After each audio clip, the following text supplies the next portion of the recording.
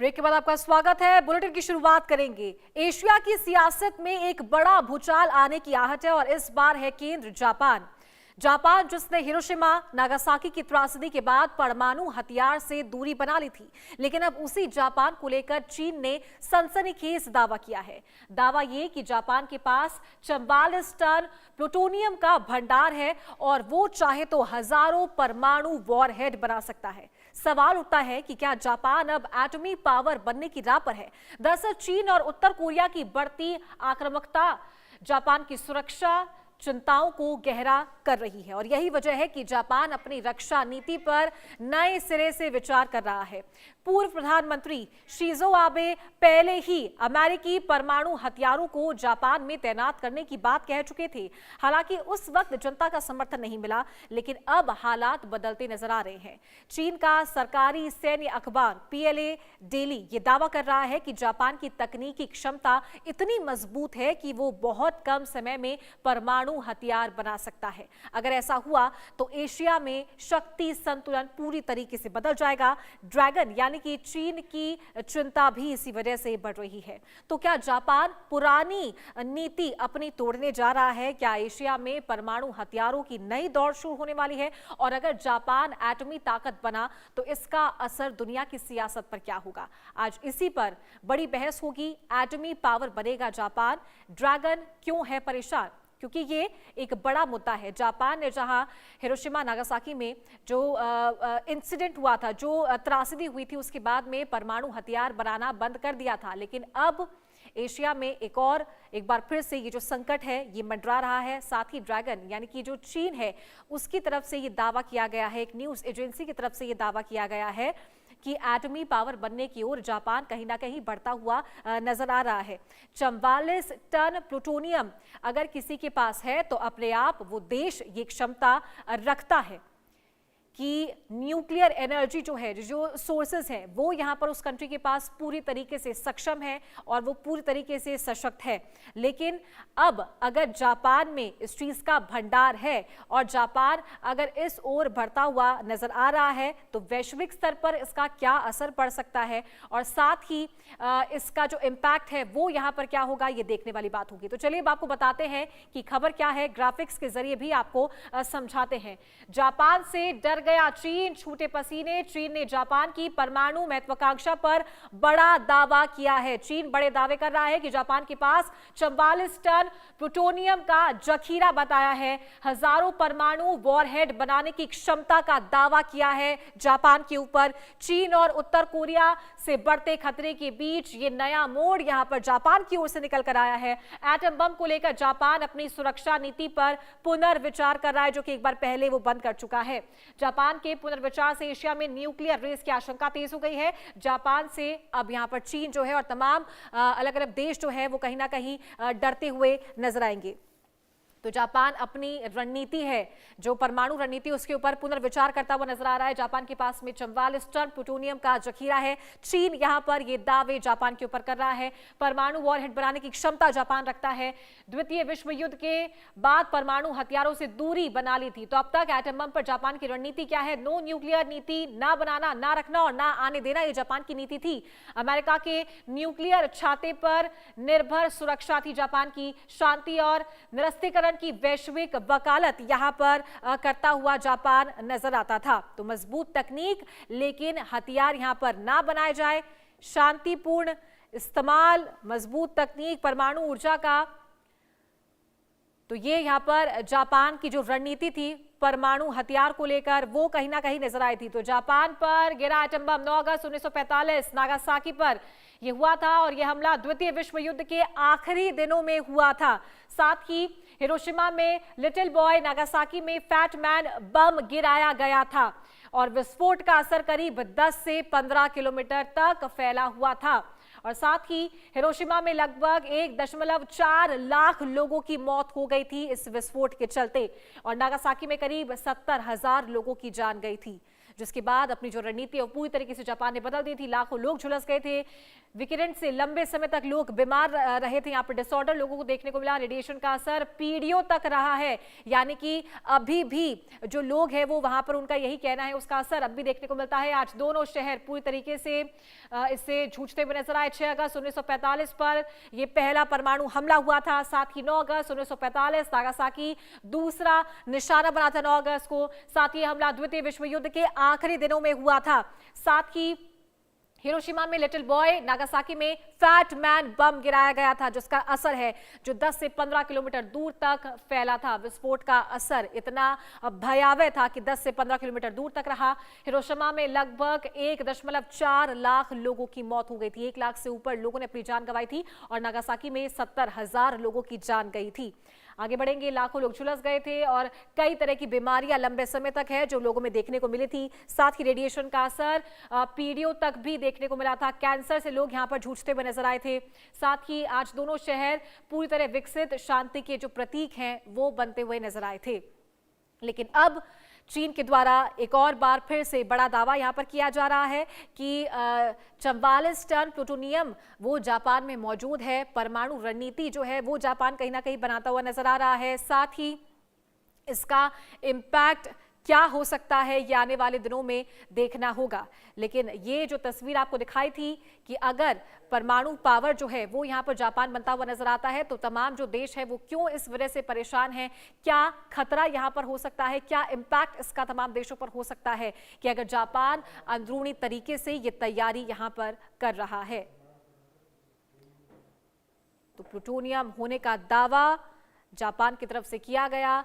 Japan क्या एटमी power बनने जा रहा है, जिसके चलते चीन की जो धड़कनें हैं वो कहीं ना कहीं तेज हो गई हैं। जापान की इस चाल से ड्रैगन यानी कि चीन कहीं ना कहीं परेशान या फिर कहा जाए तो डरा हुआ या सहमा हुआ महसूस कर रहा है। प्लूटोनियम पर जो बात सामने आई है उसकी वजह से दुनिया में हलचल जो है वो तेज हो गई है।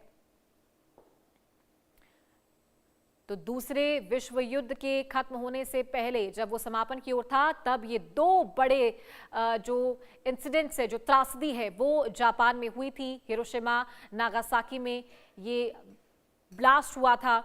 उसके बाद से जो अपनी परमाणु रणनीति है उस पर जापान ने पूरी तरीके से रोक लगा दी थी कि ना बनाया जाएगा, ना बनने देंगे और ना ही आने देंगे। लेकिन अब चीन एक तरफ दावे कर रहा है और ये दावे कितने सच हैं ये आने वाले दिनों में समझ में आएगा। एटमी इशारा यहाँ पर हो रहा है और जिसके चलते एशिया में तनाव बढ़ता हुआ नजर आ रहा है।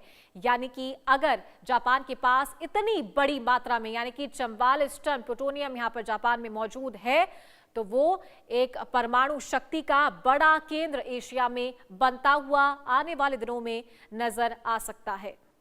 तो क्या इसकी चाल है, किस तरफ जो रणनीति है जापान वो अपनी लेकर के जा रहा है, ये सोचने और समझने वाली बात है। और वैश्विक स्तर पर जो सिचुएशन यहाँ पर देखने को मिल रही है, जो स्थिति फिलहाल बन रही है, संकट जो गहरा रहा है, उसी बीच हर देश ये चाहेगा कि वो अपने आप में पूरी तरीके से सशक्त हो।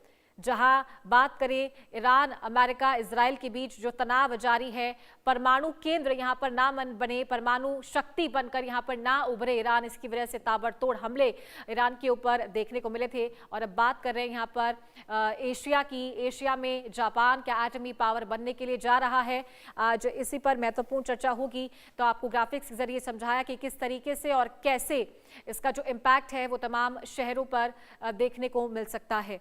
तो एटमी इशारा यहां पर जापान की तरफ होता हुआ नजर आ रहा है। चीन की एक न्यूज एजेंसी है जिसके द्वारा ये बड़ा दावा किया गया है।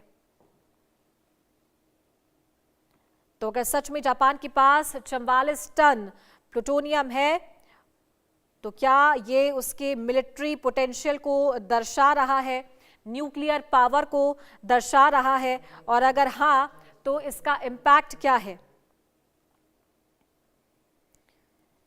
तो एशिया की सियासत में ये बड़ा भूचाल, और इस बार बात हो रही है जापान की। हिरोशिमा नागासाकी की त्रासदी के बाद जापान ने परमाणु हथियारों से दूरी बना ली थी और अब उसी जापान को लेकर चीन ने ये सनसनीखेज दावा किया है कि जापान के पास 44 टन प्लूटोनियम मौजूद है, प्लूटोनियम का भंडार है और वो चाहे तो हजारों परमाणु वॉरहेड बना सकता है। तो बड़ा सवाल कि क्या जापान एटमी पावर बनने की ओर इशारा कर रहा है या एटमी पावर बनने जा रहा है। तो इस खबर के बाद से एशिया में जो तनाव की स्थिति है वो बढ़ती हुई नजर आ रही है।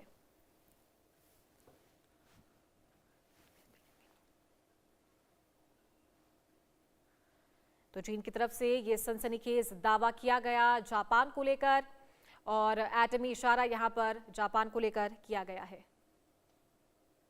और चलिए इस मुद्दे पर आज चर्चा करेंगे। इस चर्चा को आगे बढ़ाते हैं, हमारे साथ खास मेहमान भी जुड़ गए हैं।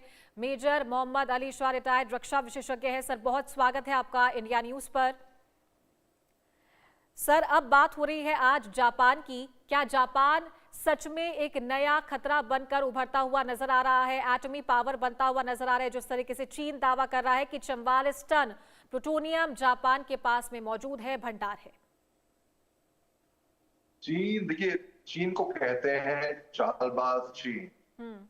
उनके एक ऑथर थे सन जू, वो फिलोसोफर भी थे, स्ट्रेटेजिस्ट भी थे। इन्होंने किताब लिखी थी द आर्ट ऑफ वॉर, युद्ध लड़ने की रणनीति, जैसे कि हमारी चना की नीति होती है ना, वैसे उसमें बताया था कि आप बिना लड़े ही जंग को कैसे जीत सकते हैं। साइकोलॉजिकल वॉरफेयर का जिक्र है इसमें, इंफॉर्मेशन वॉरफेयर का जिक्र है। तो तभी चालबाज चीन, क्योंकि वो इल्जाम लगाता रहता है, अंधाधुंध फायरिंग करेगा, क्या पता निशाने पे आ जाए ये समझ के। तो मगर ये अच्छी बात है अगर वो जापान को समझ रहे हैं कि उनके लिए खतरा है, क्योंकि आप सेनकाकू आइलैंड हो या कुछ भी हो, वो टाइम टू अपने मर्जी से नाम बदलता रहता है। चीन तो अच्छा है, अगर चीन खतरा महसूस कर रहा है ना जापान से, अच्छा है, होने दो। एक टाइम ऐसा था कि जापान और अमेरिका की बहुत गंदी दुश्मनी थी है? जब वर्ल्ड वॉर 2 था 1939-1945, तब हिरोशिमा नागासाकी में हम जापान ने बॉम्ब किया था पर्ल हार्बर, हवाई आइलैंड्स में, बैटल ऑफ मिडवे आइलैंड 1942 का, और 1945 में तो हिरोशिमा नागासाकी। फिर बाद में अमेरिका और जापान की बड़ी अच्छी दोस्ती होगी। अब देखिए, बड़ी अच्छी दोस्ती होगी।